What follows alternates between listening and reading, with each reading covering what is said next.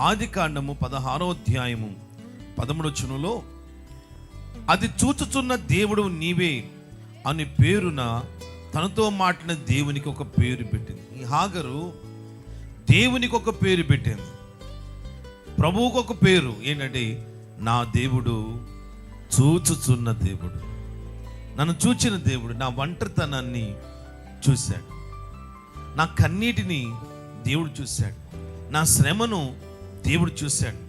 ఆమె ఒంటరిగా ఏడ్చుకుంటూ వెళ్తుంది. ఓదార్చే వాళ్ళు ఎవరు లేరు, పలకరించే వాళ్ళు ఎవరు లేరు.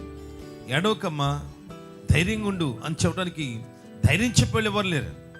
ఆమె అనుకుంటుంది, ఎవ్వరు నన్ను చూడలేదు, నేను ఒంటరిగా ఉన్నాను, ఐఎమ్ అలోన్, నాకెవ్వరు లేరు ఇంకా అనుకుంటుంది, ఏడ్చుకుంటూ వెళ్ళిపోతుంది.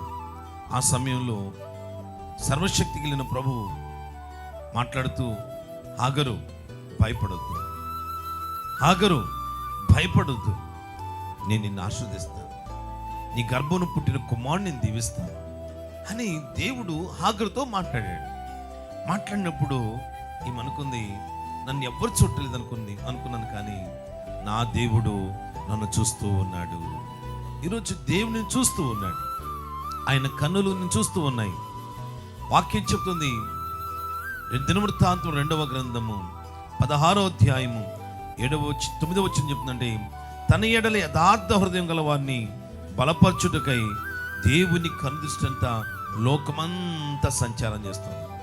తన ఎడల యథార్థ హృదయం కలిగిన వారిని బలపరచడానికి దేవుని కనుదృష్టి లోకమంతా సంచారం చేస్తుంది. ఈరోజు దేవుని బిడ్డ, నా దేవుడు నిన్ను చూస్తూ ఉన్నాడు, నీ శ్రమను దేవుడు చూస్తూ ఉన్నాడు, నీ కన్నీటిని దేవుడు చూస్తూ ఉన్నాడు, నీ అంగలార్పుని దేవుడు చూస్తూ ఉన్నాడు. ఆమె చూచుచున్న దేవునిని ఆరాధన చేసింది, చూచుచున్న దేవునికి ఒక పేరు పెట్టింది. ఆయన పేరు చూచుచున్న దేవుడని. స్కానర్లోకి ముందు నిలబడితే మన లోపల పార్ట్స్ ఎలాగోనే తెలిసిపోతుంది, కానీ దేవుని కన్నుల దృష్టిలో మనం నిలబడితే మన హృదయాంతరంగాన్ని దేవుడు చూస్తాడు.